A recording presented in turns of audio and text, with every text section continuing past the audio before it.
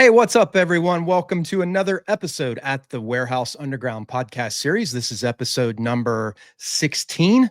I'm Ben, the host of the show, and with me on the show today, very cool guest. His name is Nish George. He is the founder and CEO of Fetch Fulfillment, which is a 3PL based up in New Jersey. Now, the 3PL world is very big. There are many different types. They come in all shapes and sizes. They serve all different types of customers. So I don't know if I'm going to give Nish the platform to speak on behalf of all 3PLs in general. I don't think that they would appreciate that, but I am excited to learn more about Fetch because they are a very fast growing 3PL in the industry.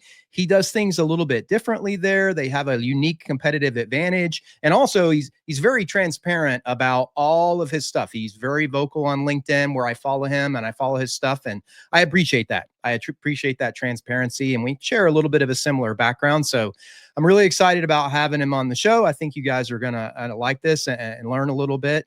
And it'll be a good intro to 3PLs if you're not familiar with that. So with that, I'll bring him on the stage. Nish, welcome to the Warehouse Underground, man. How are you? Awesome. Thanks for having me on, Ben. Good to see you. Yeah. Good to see you too, man. So how's things up in New Jersey these days? Oh, amazing. Jersey's like the mecca of 3PLs. We got a lot of folks around here. And so I feel like I'm just surrounded by my brothers and sisters around here. So it's nice being in the warehousing mecca. Yeah, it's pretty good. I love that, man. I love that. Right. So like before we get too much into the show and talk about boring technicalities of warehouse stuff and ops, everything, which our audience will love, just tell us a little bit about your background, kind of where you came from, how Fetch Fulfillment came to be, and what's it all about? Yeah, absolutely. I'm one of the weirder guys in this industry. I don't come from logistics at all. My background is actually as a physicist. So I love that, man, by the way. I'm glad you said that. I love that about you. Yeah, so it's a little different way of looking at the industry. So I came out of school with a degree in applied physics. Did a half a decade of consulting and ops management, a little buffet style career. And then I fell in love with logistics when I joined Amazon back in 2017, right? So that's where this whole like passion journey started. I didn't know what really logistics was. I just kind of applied for a job online. I got accepted at this cool little shop in Luxembourg, their European headquarters, and they said, "Hey, Nish, we need you here." I'm sure. I was like, "Are you sure you don't need me in Seattle?" They said, "No, we need you in Luxembourg." And the job was a strange kind of a role. It was a bounty hunter role. And so when I first got there, my boss said, "Nish, welcome to Amazon. Your job is to save us $10 million a year in operating costs. I don't know how you're going to do it." No problem. Yeah, no problem. I don't know how you're going to do it. I do know that if you don't do it, you're fired. So let me know how it goes every 3 months or so. And over the course of that, just about half a decade, I saved them $250 million a year in operating costs. Yeah. So so that was amazing. It was a great ride. And that's really where I fell in love with logistics. So I came out of there, and actually coming out of there, I had a patent, and I said, "All right, well, I don't know if I'm the guy to execute on this kind of a crazy idea, right?" So until this point, I'd only been in big old companies and middle management or less. Who knows if Nish is the guy to work on something this crazy? And so I said, "All right, let's test Nish." So I took a job as senior vice president of analytics at a Silicon Valley tech startup for exactly a year. Loved it. Actually, I made more money that year than I had the rest of my career put together. It was a good year. Yeah. And then at the end of that year, I looked back and I said, "All right, here's what's working for me. I love being an operating executive. I love owning a roadmap. I love the startup vibe and culture. But you know what I also love? I love logistics. Like I want that thing that I just, had this patent and passion in. Like I just got this bug at Amazon. I want back in there." And I said, "You know what? I think I can have it all." So I left Invisible Technologies and I raised capital from investors. And basically the idea was I'm going to go buy a 3PL. So I ran right towards the boxes, right? Which is interesting because in this industry, most people when they end up running a 3PL, it's not because they woke up one day and they said, "I would like to run a 3PL." They started doing something else. and then kind of fell backwards into running 3PL. And that's exactly how this company started. So Fetch Fulfillment used to be known as Fusion Fulfillment, started by this father-daughter pair named Paul and Rena Gottlieb. The father was and is a commercial landlord. And he just had a vacancy in one of his buildings, and his daughter had just come out of a job at the same time. So he said, hey, why don't you do something that makes money in one of these empty buildings? And 3PL was born, right? I started moving pallets around to people, and that makes you 3PL. And they grew it very mom and pop style between 2010 and 2023. What changed then in 2023 was the father turned 72 years old. And he said, all right, this has been a good ride, but I'm too old for this, right? I need to, it's a profitable, well-run company. So you don't just shut that down, you sell it. And so that's where he was looking to sell. Our paths crossed. I found a company that I fell in love with. This is exactly what I wanted. Profitable, well-run, customers love it, but needed some TLC on the tech and ops, which is exactly what I'm, able to do coming out of Amazon. So I made him an offer he couldn't refuse, and took over as the new owner and CEO of Fetch as of May of 2023. And so that gets us to May of 23. Between then and today, just radical transformation of the company in that year one, getting the tech and ops to be perfect. New WMS, new warehouse, started with the management team. And then, the second year has been, okay, we're getting growth going. And now we're growing really, really fast. Somewhere to 10% a month to 5-10% a week. Yeah, that's impressive, my friend. So when we first started conversing with each other on LinkedIn, which is where I meet most of the people that come on the show, we're like, hey, I worked at Amazon, and I worked at Amazon too. And then you hit me with, have you heard of my book bag story? And I'm like, okay, he's like leading off with this. So this must be something good. So what was it like for you behind the scenes working at Amazon? Because everyone knows the name of the company, but there's so many different layers of it. And it kind of determines what people are going to be and how they're going to be later on. So what was it like for you, your experience there? And what's up with the book bags? I want to hear the book bag story again. Yeah, absolutely. What's really interesting about Amazon is there are some things it's doing really, really, really well, but there are some things that are just absolutely broken, and it's so hard to fix them, like really, really hard. And the book bag is exactly one of those stories. So I actually have my Amazon backpack still. Here it is. But here it is, right? Yeah. I'll tell you what I found out about these bags at Amazon.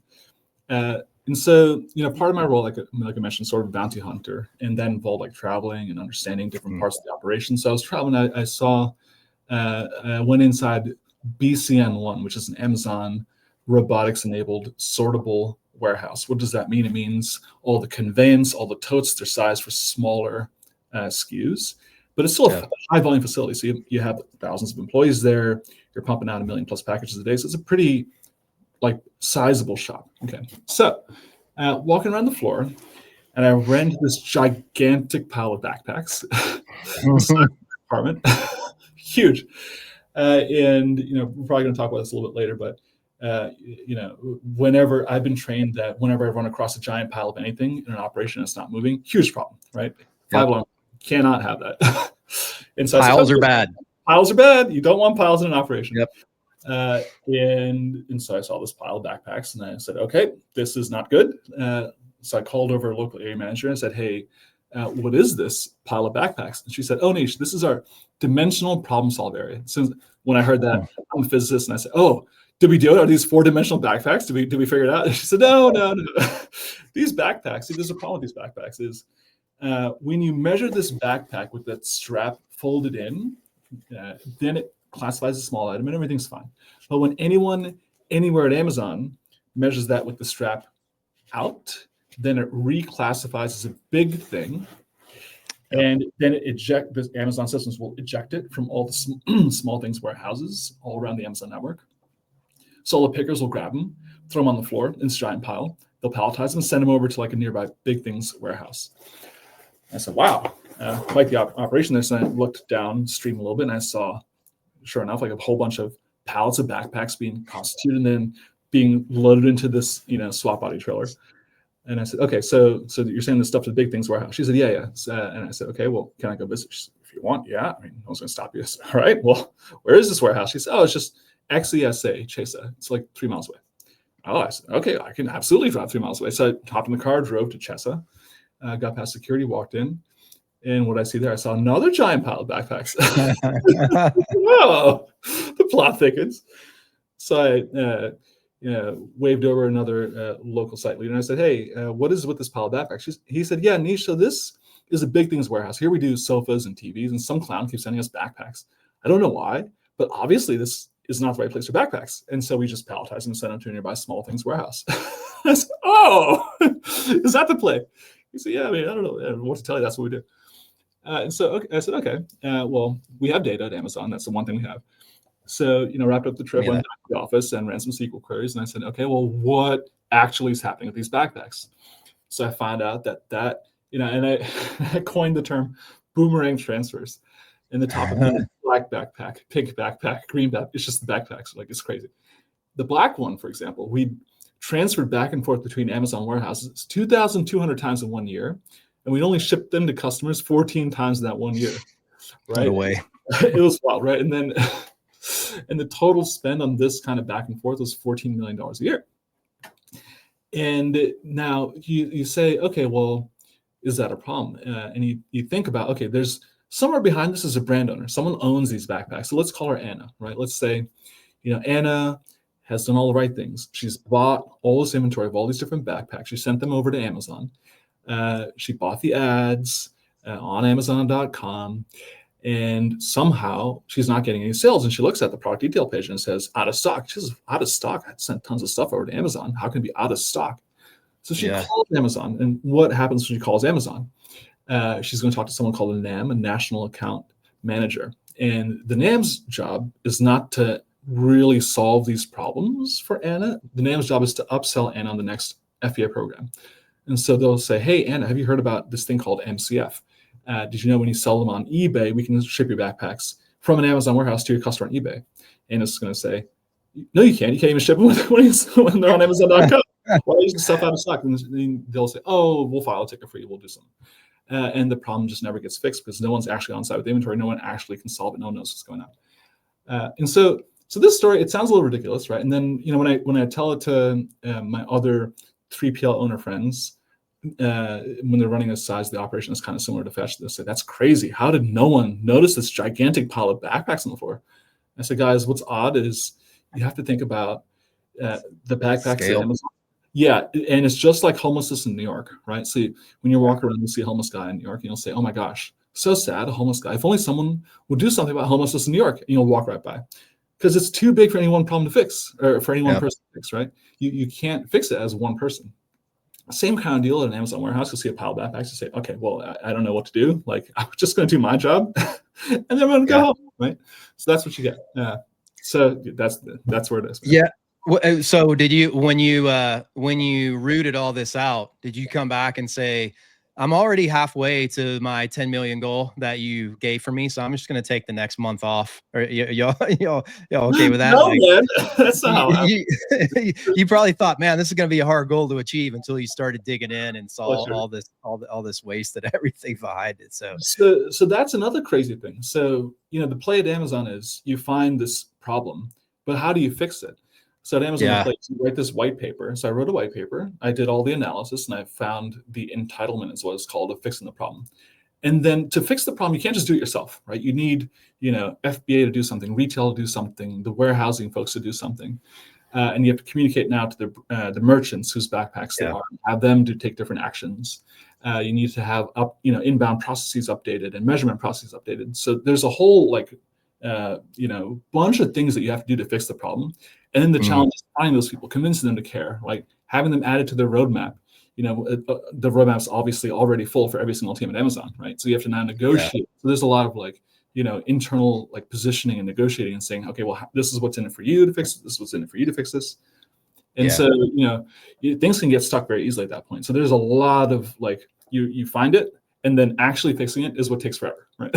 So you can't write the paper. That's And that's why, I mean, I think with any company that's big like that, you're gonna find that it's just inherent to it, and that's why I think you see 3PLs that are springing up because they don't always have that problem. They can be faster and nimble. But exactly. shifting gears a little bit, but Yeah. speaking of 3PLs as it relates to brands that are out there, you're on the other side of the fence. I mean, I've vetted out 3PLs before in my career and looked at them, but what do you think are for brand wise, what do you think are some common missteps or oversights that they make when they're trying to decide should we use a 3PL? What 3PL is right for us? Like, what are some of the pitfalls that people have out there when they're making that decision for their company? Yeah. Okay. So there's a lot wrapped up in that question, and so let's break into a couple pieces. Like, one piece there is, should I use a 3PL or not? Mm, Great question. Another question is, okay, if I'm looking at 3PLs, how do I decide amongst all the different options? Because there's 10,000 3PLs in America, so they say, right? How do you yeah. know which one is right for you? And then, then there's actually executing on the move, right? So let's start with the whole, should I use a 3PL or not? I actually have come to believe that doing it yourself for a little while teaches you so much valuable stuff, and then you know what you're looking for, right? So that you know what to ask for. So, uh, so I would always recommend when a brand owner is saying, "Hey, I have this great idea. I'm about to get my first batch of inventory ever. Uh, I think I should launch it 3PL." I would say, you can. At Fetch, we regularly support brands from day one all the way up to multinational distribution. That's one of the things we're good at. But I would recommend, try it yourself first. Mhm. Try to pack out a few orders for your customers. Talk to them, and once you have it all under one roof, you'll understand what the pieces are. Like, okay, well, that's how Shopify works. That's how SKUs work. That's how a thing can get lost in Yep. translation. So you learn so much in that little bit of time, and then moving to 3PL is a good play, right? But you want to. I would say if we had to give a ballpark, like I would say once you're past like 10 to 20 orders a day is a good place to hop to a 3PL. Yeah. Below that, you can absolutely handle this yourself, right? And there's so much learning that comes with that. That's probably the play. Now, okay, so let's say you're a brand owner. You've done that thing. You've got to your 10 to 20 orders a day, and you're now looking like, okay, well, there's 10,000 3PLs in America. Who do I choose? You'll Google. You'll ask your ChatGPT. You'll ask some friends. You'll look for recommendations. And now the mistake that a lot of folks make is they might not realize the importance of this decision. That Mm, is huge, yeah. huge mistake. So you might think, oh, well, this must be a commodity. I'll just go for the cheapest price. What a lot of folks don't realize is this is an existential risk for your business because Mm, you'll have more cash sitting tied up in that 3PL's warehouse than you'll have in your bank on your balance sheet, right? yep. So you're trusting that 3PL with the most valuable component of your entire business, which is your inventory. Yep. So you need someone who's going to take care of your stuff, right? Who's not going to lose your stuff, Yep. and who's not going to piss off all your customers from handling it wrong. Uh, so you need a good 3PL. You can't just settle for any 3PL and just treat it as like a numbers game. Okay, so how do you get to a good 3PL? There's a lot of folks that will be a 3PL matchmaker. There's a lot of Mm, like forums that'll have your top 50 lists. yep. And it is a little overwhelming when you look at a bunch of 3PL websites and they'll kind of look the same. Like, how do you Mhm. tell? There's honestly one great way to tell. Talk to the customers, right? Look There online, you go. look for reviews, call them, right? Talk to a couple 3PLs yourself first and ask like, hey, can I talk to a customer of yours? The ones who say, hey, no, we don't do that, run screaming. Don't Yep. do it. It's just not worth it. It's too Yep. much. But the ones who are like, for example, Fetch, I put customer logos on our website. I ask my customers, Mhm. are you comfortable if we put your logo on our website? Whoever says yes, I put their logo on the site. And I love, when folks say, hey, can I get a reference? I'm like, here, take 10. Call them all. Yeah. Go for it. Yeah. So their names, numbers they've agreed to be references, talk to them. And you'll learn so much. Like they'll have gone through the same exact journey as you. They'll have dealt with the same problems. They'll have looked at the whole landscape. And a lot of them have had horror stories. Like, fetches incoming customers, half of them are running screaming for some other 3PL. The Hmm. other half are coming straight into, launching for the first time. You learn so much from them. You just talk to them. Yeah, I think you're right. People, people only have their frame of reference of the things that they've experienced in their own life. And Yeah. if you're a brand owner, you don't have a frame of reference to know what it's like in a fulfillment center or a warehouse or anything like that. And so your frame of reference is what? Grocery shopping? Yeah. I mean, just like something where you think it is a very, very simple. But those people that have worked in fulfillment know it's not simple at all. In fact, it's very complex, very layered. There's a lot of technology involved. There's a lot of great, a high hiring bar for a lot of the leaders that run these facilities. And so I think that's a great education for everybody out there. Not everything is created equal. Just because you buy a car does not mean that you are ready to race this thing in a race. There are many, many degrees of cars. And I think the same thing goes for the world of 3PLs, which kind of brings me to my next question, which is the assumption that people might make out there is, well, I'm just going to go with the big, well-known brand, like take it back to the Amazon. So I'm going to go FBA. And then it's well known and FBA is growing and the whole thing.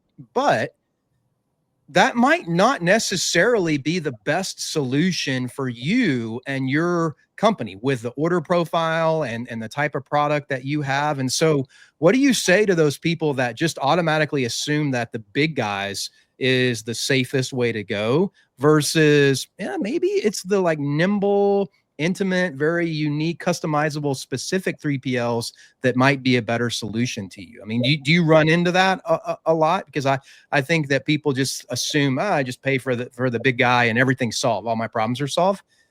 They might not tell you it's not going to be a perfect fit for you. Maybe the mid-tier is where you should be on that. What a great question. And so FBA is its own thing. It's a sales channel as well as a 3PL. So I would keep that separate, but let's focus really on the size of the fulfillment provider. And the one example I would give here is, do you love Comcast? Do you really love Comcast? Could you imagine giving all your inventory to Comcast and then calling them and saying, hey, where's my stuff? Would that be fun? No, right? No. So here's the reality in this 3PL market. You have your huge multinational 3PLs. They exist. There's a couple of them out there. And what do you get there, right? So first of all, you'll have your high minimums. Okay, so they don't even talk to you unless you're at thousands of orders, sometimes thousands of orders a day, right? So now, even if you can get yourself in through a friend of a brother of a cousin, right, and now you're onboarded, which does happen, right?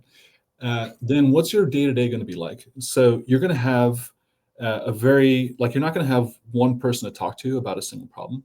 When you call them, you're going to talk to potentially a customer service person out in the Philippines who's going to be, trying to help you, but won't be on site with the inventory. There's no one-touch solution to a problem. They'll log a ticket. You'll get back in a week or 2 weeks, right? So no one's there at the site, able to FaceTime you and show you your stuff, right?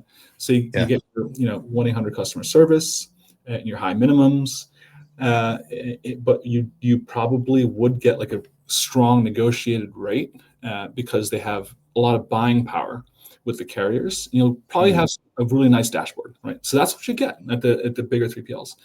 And on the other side, it's not all roses in the smaller 3PL side either, right? So there's another set of things to think about. On the smaller mom and pop 3PLs, you can get anyone on the phone you want to. They are probably on site with their inventory, but they don't have the great negotiated rates necessarily with the carriers, which is something you need to think about. Like shipping costs is a big portion of your spend in direct consumer fulfillment. So that is a key thing to think about. And also, their tech is probably going to be a little weaker, right? And so you think, okay, well, worse rates, weaker tech, much better service, right? And so those are the extremes of the market. And if you get lucky, you might find somebody with good tech, good service, and good pricing. It's hard to find. They exist, but they're very hard to find. Yeah.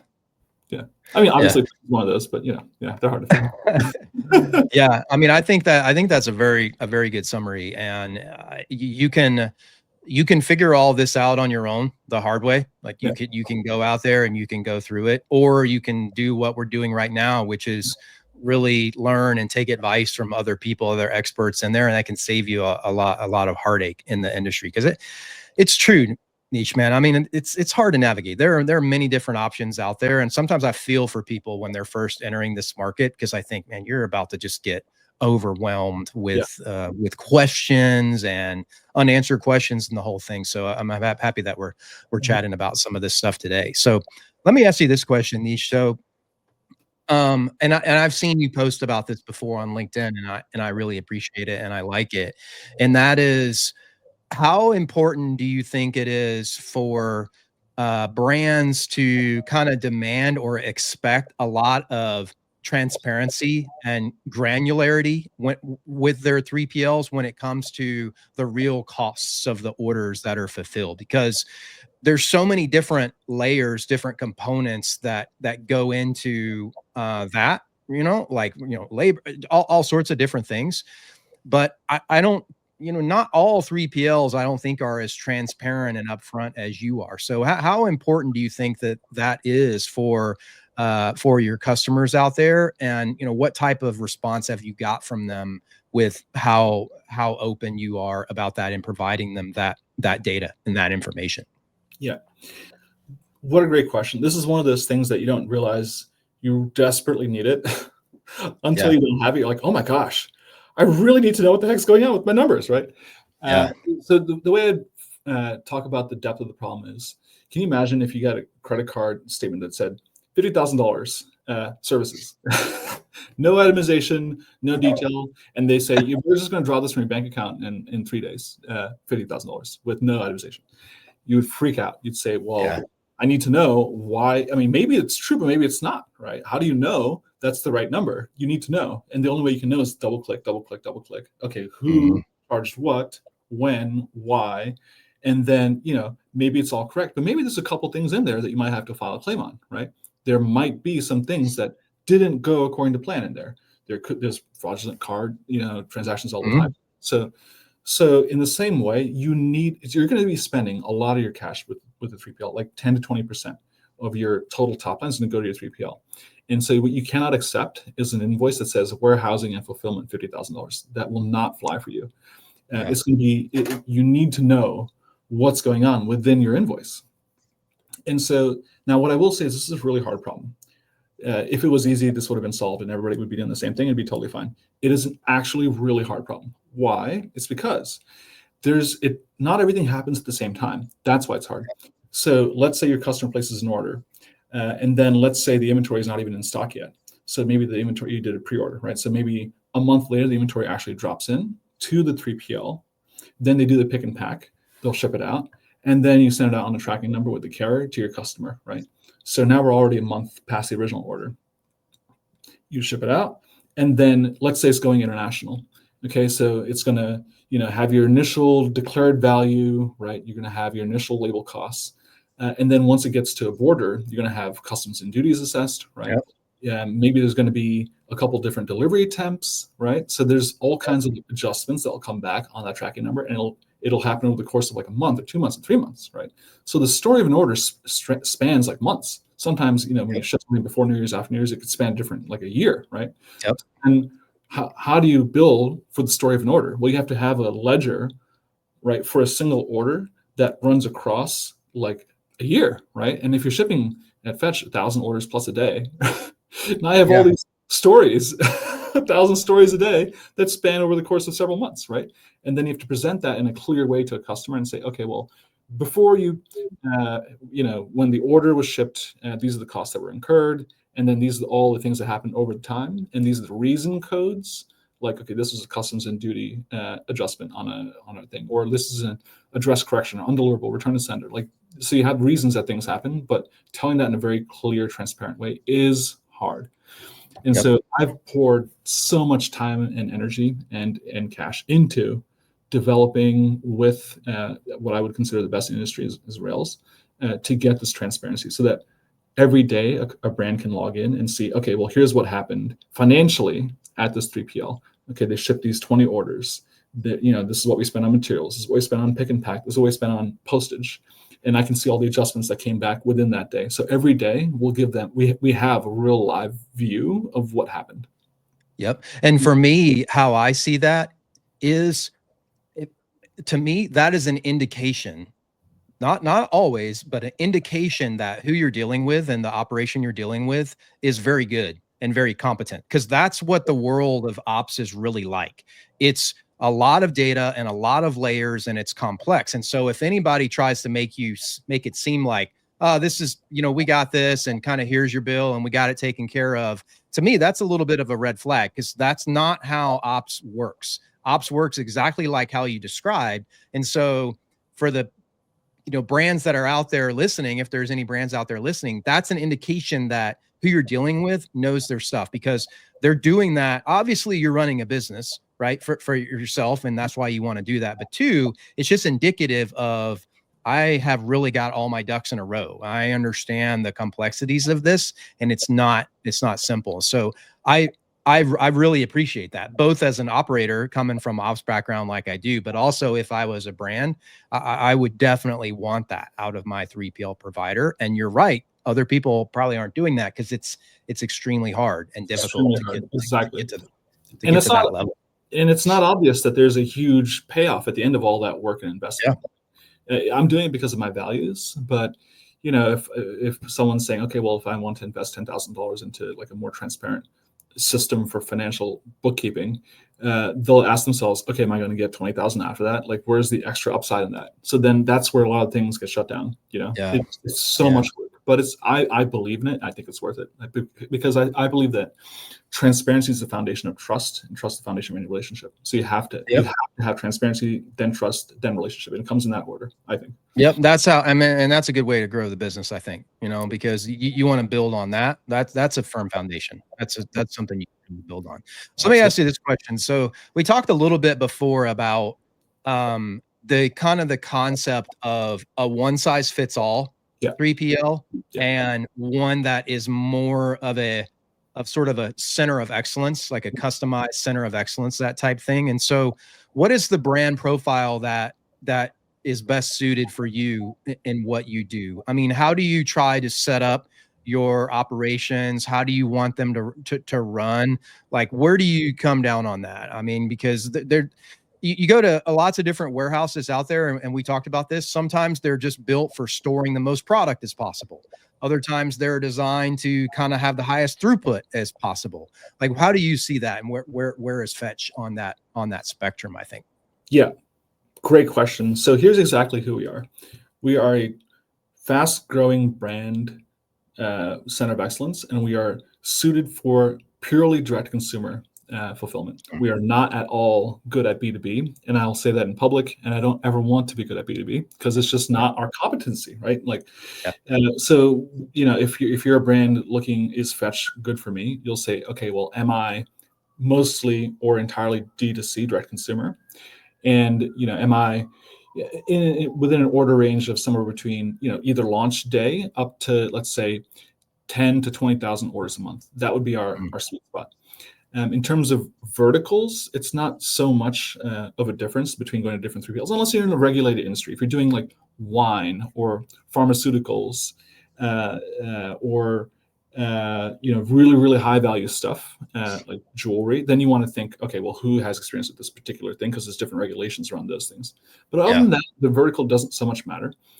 We do health and beauty. We do supplements. We do electronics. We actually do jewelry and some high value stuff. Pet accessories. So we do, like, the vertical is not so much the thing. It's more about, like, are they D2C or B2B focused? Because they're very different businesses. And now, so what, right? Why not get a one size fits all? Could be a good question that brand owner might ask themselves. And my response to that is, I'm big on analogies, right? And so I would say, do you eat dinner with a Swiss Army knife? No, because on paper it has all these features, but in practice, can you imagine, like, flipping out a spoon and then taking a bite, and then now it's all messy, you fold it back in, the time for the knife? It doesn't make any sense, right? Because, expensive, hard to maintain, hard to clean, right? It's much better to just have a spoon, a fork, Yep. and a knife, which is what everybody does, right? Yep. Yep. And the same thing in the 3PL world, you got to think about, okay, well, what specifically do I need? And that starts with some self-knowledge as a brand. Okay, well, what are my sales channels? Am I trying to do D2C or B2B? And that's actually the big thing. And then are the regulations around it? Okay, if they're not, then I just need to find someone who's really, really good at D2C and the channels that I'm targeting. That's how I'd approach it. And now, to answer the question, what's different between the 3PL that's good at D2C versus B2B? Like, why do I say that in terms of my self-knowledge about Fetch? A D2C 3PL is a 3PL that's very small footprint in general. Like, you don't have a ton of floor area. You don't have a ton of heavy machinery. You don't have a ton of racking. What you do have a lot of is high tech. So you have, a really good software layer and a really thick account management team. So folks that can deal with 1,000 orders a day and 1,000 stories a day and all the questions that come of like, where is this and why did that not go, and like how do we declare this for international customs? Like, that's a different kind of 3PL than a B2B 3PL. A B2B 3PL is good at your running with a huge amount of fixed cost, a lot of racking, a lot of floor space, a lot of heavy machinery, a lot of people train on the heavy machinery, right? Yeah. And often you're shipping to the same folks over and over, and the order's not as urgent, right? So, within D2C world, you have to ship often same day. So Fetch is 99.2% same day shipping. Whereas in the B2B world, you can take a week, 3 weeks to ship an order to Walmart, let's say. Yep. You have to make sure it gets there when it's supposed to get there, but it's a lot less time sensitive. So those are fundamental differences between the two, and we're clearly in the D2C camp. Yeah, I got you. I agree with that. I mean, I love that analogy. I mean, I use a very similar analogy, which is the cars. I mean, am I buying a car to go off-roading? Am I going to drive down the racetrack? Do I want the most fuel economy? Like, if I just get a car, that doesn't, I don't know. I don't know if that's good or bad. Right. Similar type analogy. So I like that. So shifting gears a little bit, right? So I brought this up earlier about how much I appreciate how transparent you are about Fetch's data and how it runs and operates. And so you tout a 99.95% order fill rate, which is very impressive. And you show that online for everyone to see. It's right there. It's not in a little hokey Excel. It's not cheat, right? It came from your system.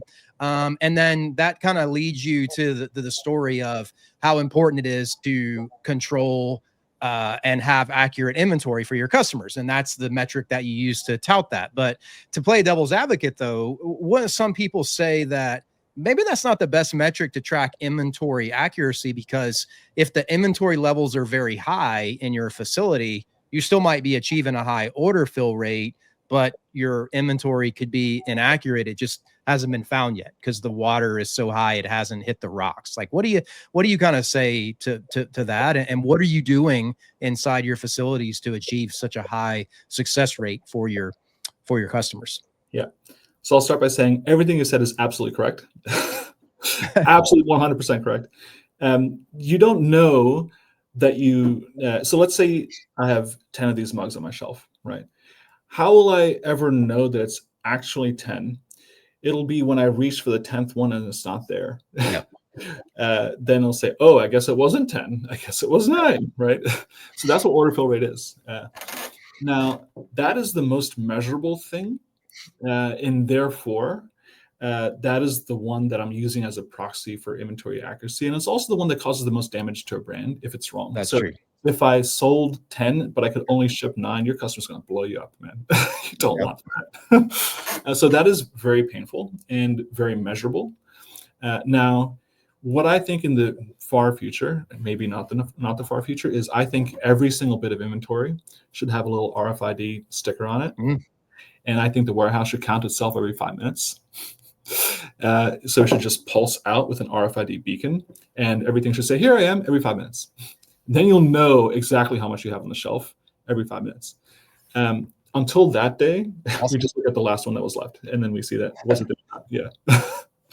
So we're measuring. I think it's easy measure, to be honest. I do want to get better, but the industry is not quite there yet. This is where I'm at. Yeah, that's it. What you just mentioned is exciting.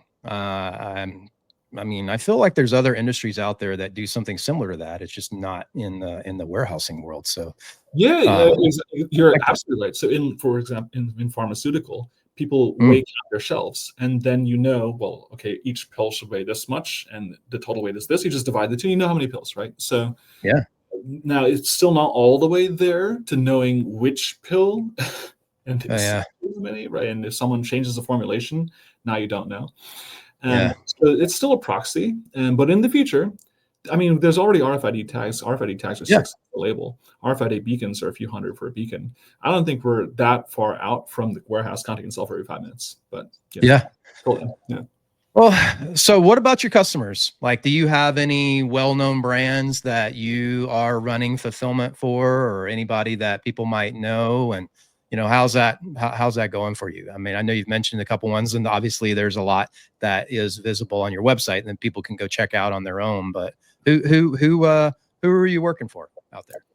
Great question. Yeah, so each brand has its own super interesting story, and so I just think about Yeah, like, okay, well, and also they're very specific in their space, and so you might not know them overall, but I'll tell you a couple of these stories that I find very compelling.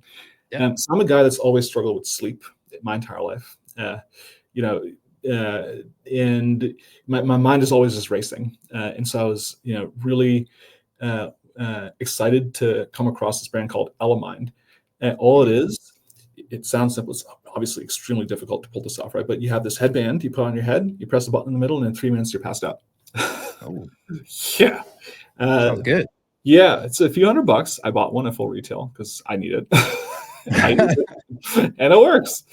Now they're taken off, right? So the thing with Elamind is, it was a lab research project for I think 10 years, right? So they were researching this with a bunch of Yeah. PhDs and trying to perfect the thing, and they just hit the market. I think somewhere around 6 months ago, Oh, and you're doing something that doesn't exist and hasn't been done before, and now you've got a bunch of manufacturers learning for the first time. Their entire team is learning for the first time. We're learning like, okay, well, what is this and how do we deal? And so when they get returns from their customers, they offer 30-day money back guarantee. It doesn't work for 100% of people. I think the yeah, research shows 96% you're going to get some returns. And then, okay, well, we have to wipe Bluetooth peers, wipe user data, do a little bit of cleaning and factory resetting, and then doing some triage and saying, okay, this is a manufacturer defect, or this is ready to go for another customer, or this is some customer wear and tear, right? So we had to get really knowledgeable on their product, and we kind of grew with them. And so I'm on Slack with their CEO and COO and their entire ops team and our entire ops team, and we're like talking and learning from each other all the time. That's why I love this space, right? You just get to be part of yeah, that story. It's so cool. So that's yeah, Elamind. Another customer is Cadence. So another thing that came out of a PhD lab. So this genius guy, his name was Tyler Susko. He spent years in this.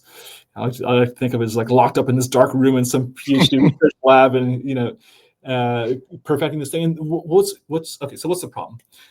So let's say you've had a stroke, and you get this thing called foot drop, and so your foot, now you're just dragging along the floor, and it causes a lot of quality of life issues for you, right?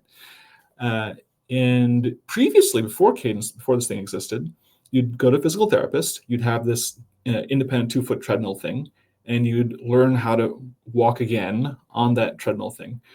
You pay thousands per visit, and you have to go to a specific place for this. And all the patients were saying, this thing's great, it does work, but I wish I could just put it in a shoe and take it with me, right?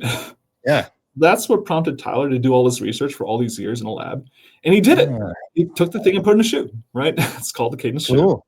Yeah, and it's the only thing on the market that works. Like, it's the only shoe that does this thing, right? And Yeah, so they didn't even exist as a company until about a year ago. They hit the market, exploded. They're all over the place, right? So, that's what I love about these brands. Like, they're so unique, they're so one of a yeah, kind, and they explode very quickly. And they brought in this genius professional CEO, Johannes, who's now a close friend of mine, and he, has all this experience as an e-com executive. He's taken this thing to this next level. Now he's got a coaches program. yeah. He has got all this content on his site about all the lives he's changed. It's just awesome to be part of their stories. Yeah, and that's cool. I mean, I think sometimes in the fulfillment world, the distribution world, people will say this phrase, it's just a widget. It doesn't matter what it is. It's just a widget. It goes through the warehouse. It could be whatever.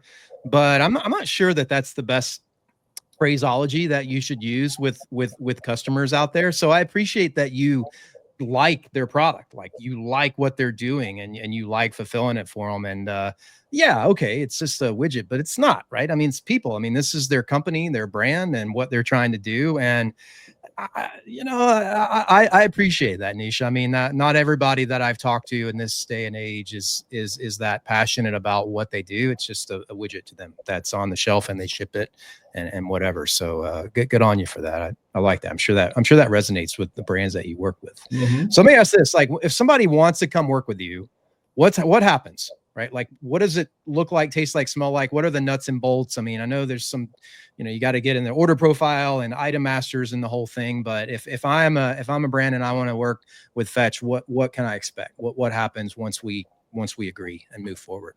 Yeah, so this is top of my mind right now because we have a bunch of brands onboarding at the same time, and so I'm thinking, okay, well, what exactly are the pieces? How to make this super repeatable and structured so everyone can follow along? Really, okay, so I'll break this down. We're getting into tactical stuff. There's 3 areas to, let's call it 4 areas. There's commercial, financial, technical, and operational integration. So on the commercial side, there's a service agreement. The service agreement has got some pretty basic terms in there of like, okay, well, if I make your stuff disappear, then I'm liable. That liability, I'm insuring against that liability.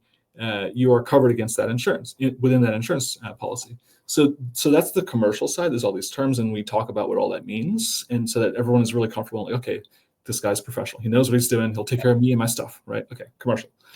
Financial is, there's a launch invoice with a launch integration fee and an upfront deposit. So that's the financial piece. Obviously, that varies by brand based on the complexity and the size that we're talking about. So the launch invoice, and then the setting expectations on like, okay, these are the recurring invoice elements. When we do a service agreement, we lock in our pricing for a year, and then we're saying, okay, well, this is what you can expect financially out of Fetch. So then there's technical integration ops. So tech. In this Shopify world, it's amazing. I can launch a customer technically in 60 seconds. It's incredible. They just give me a Shopify URL, a 4-digit collaborator code. I send an request, they hit approve, done, integrated.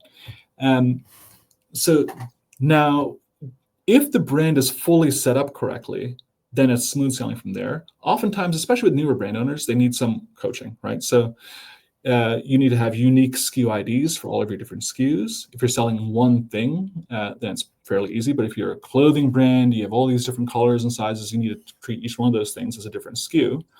And if you have barcodes, those barcodes need to be registered in Shopify. If you're shipping internationally, you need to have a harmonized code and country of origin against each variant so that we can declare these properly on trade documents. So all those like technical pieces, I've done these now 100 times at least. So don't worry, I can sort you out within like 15, 20 minutes. So that's the technical side and integration there. And then finally, there's the operational integration. So overall, if you zoom out, you can say, so Fetch commits that any new customer, from the time that we see your first inbound within our warehouse to the time we ship your first outbound customer shipment, we do that within 48 hours, and I commit that. Now, there's a lot that has to go into that to make that happen. So, I'll ask you, hey, what are all your SKUs, right? So if you give me one SKU, I set up one pick location. If you give me 1,000 SKUs, I'm like, oh man, I need to really get my act together. I have to go set up 1,000 pick locations in the warehouse, right? If you have a custom pack out, I have to train my team on, okay, well, these are the inserts, these are the custom boxes, these are the stickers, this is how we're going to present these orders for that customer. If you have returns, we have to train our team. Like some brands have very, very simple returns. Like if you're, a skincare customer, if the bottle is open, throw in the trash. If it's closed, eligible for back to stock. Whereas if you're an apparel brand, we're doing some bagging, tagging, lint rolling. There's some reconditioning that goes into the returns process. And so each brand is a bit different on the returns. We do a training session, talk through that, and create an SOP. So the operational integration is a bunch of different steps, which, again, Fetch will manage the whole thing. I'll just walk the brand through, but just be prepared that, okay, there's a lot of detail in this, and there's a process to follow, and there's a lot of ways to do it wrong. So you need someone that knows how to do it right, that they can walk you through it. Which is, whoever you're onboarding with, they'll know the stuff. They'll have done it a bunch of times. Yeah, and then, to tie it all the way back to something that you brought up in the very beginning of the show, which was it might help you a little bit if you have at least a little bit of experience in this before you come to a 3PL, because then you will know and expect that I need to be able to answer all of these questions. Why? Not because they're hazing me, because this is what is required to get the best service on the back end. And without it, you're not going to get that. Fetch would probably learn that over time, right? You would begin to take that on, but hey, save yourself the heartache. The more you can provide us up front, I think the better off that they're going to be. So Absolutely. that's cool. You nailed it. Like a bunch of the questions sound irritating. Like, oh, who do you plan to sell to? You're going to sell to Walmart? You're going to sell to Target? Yeah. So, oh, I don't know. It could be the reaction. Yeah. But they're like, I don't know. That's why I'm going to 3PL, right? Just no, like wave the magic wand. But I'm here to tell you, as an ops person that's been in ops in a long time, there is no magic. Yes. Right? Like they're like, oh well, Amazon this. I'm like, okay, well, do we have $1 billion worth, to spend and grow and operate on no margin like they do? No, we do not have. We do not have that, right? So, yeah, I really like that, man. So cool. So, like, where can people find out more about you, man? Like, what? I know you got website and you're all over LinkedIn, and I follow you there. Tons of cool free content that you're just putting out. By the way, people should follow you. And what's on the horizon, right, for 2025 and beyond? What's coming down the pipe? Well, first of all, I'd love to extend an open invitation to anybody that wants to come down and visit Fetch on site. We're based in Lakewood, New Jersey. We have an open door policy. Anytime during business hours, you just give me a 24-hour heads up, and we'll host you on site. We have a lot of visitors come through. We have a lot. I'm proud to say that we're like a showroom grade warehouse. We have a lot of content creators shoot their content here so that they can use it on their, on their drops. So in-person visit is one of the best things, especially for newer brand owners trying to figure out, okay, well, what is fulfillment? You learn so much about watching like a professional fulfillment operation. Yep. So there's the in-person visit. Online, find me at gofetchfulfillment.com. Hit me up on LinkedIn. Nish George, you can find me. It's that crazy guy who's talking about transparency and really, really, really cares about shipping packages. But I love that though, Nish. Like, it's 2025, and that wins the day. Authenticity, transparency, and people don't want to be bamboozled anymore. I think people are really responding now to raw, gritty stuff. That's why podcasts are on the rise and the whole thing. So I think you're really onto something, man. I appreciate that. That's awesome. I may, if I ever am up in New Jersey, Nish, I'm gonna come by. I'm gonna take a tour. Absolutely. I can't wait to host you, man. It's gonna be great. Cool. All right, man. Well, thanks very much for coming on the podcast. This has been an awesome discussion. I knew it would be, man. I was excited to have you on to talk about this stuff, and it was awesome. And I learned a lot about what you got going on up there, and I can tell, like, just for anybody out there listening, as an ops person, I can tell that Nish is exactly where he should be, right? You're back exactly where you should be in how you run the operation, how you're growing it, how it's set up, what's realistic, what's not, all the strategies and everything. I think it's a great setup for a successful 3PL. And I'm sure that the ops team up there that you have is very good too. And I'm sure that they really appreciate that. I know I would. Honestly, there's one thing I forgot to mention, which is I should have mentioned that when we're talking about inventory accuracy, one of the key pieces is Kelly, my inbound manager. Yeah, she is incredible. She's one of those people that if she sees a typo out of the corner of her eye down a rack somewhere, she can't sleep until it's fixed. And you need that level of obsession and OCD, just tightly wound to make sure that things are exactly right. And raises all those problems that otherwise will slip right through the warehouse. And so she is a key reason why we have 99.95% fill rate. If it wasn't for her obsession with accuracy and making sure the brands are exactly taken care of, that would not be the case. You can have all the fanciest dog logos in the world, but doesn't mean anything if you don't have people in there. So you're right. Send me her information. I'm gonna see if she wants to come on a podcast, because I'm thinking about doing a podcast in the future with all-star ops operators out there at that level, and she sounds like she might be a good one. So I might put her on the show if you're okay with that. If you're comfortable with that. She's incredible. Absolutely. 100%. Yeah, I might do that. Good deal, my friend. Well, thank you once again. Awesome show. Thank you very much for your time. dude. And, good luck to you and Fetch in the future. I think it's a great operation and something that's really good that people should go explore and look at. So thanks again, my friend. Thanks, brother. You're the man, Ben. Talk Yeah, soon. you got it. Take care. See you. All right, guys, that concludes today's show. Thanks again for Nish for coming on. Awesome discussion about 3PLs and Fetch. It was very good learning from him. As the Warehouse Underground goes, like I always say, please sign up for the community if you have not done so. There is great content in there. There's great networking opportunities. More and more people are signing up for that every month, and it just keeps getting bigger and better every day. And check out the Tiger Team show. Right. I tout the Tiger Team show a lot, but for the operators that are out there, NFCs, DCs, warehouses, you name it, we see you. The Tiger Team show is funny. It's witty, all things going on that are ridiculous inside the world of FCs. I think you guys will like it. So with that, that concludes today's show. I will see you again next week for the next podcast at the Warehouse Underground. Thanks, guys. Take care.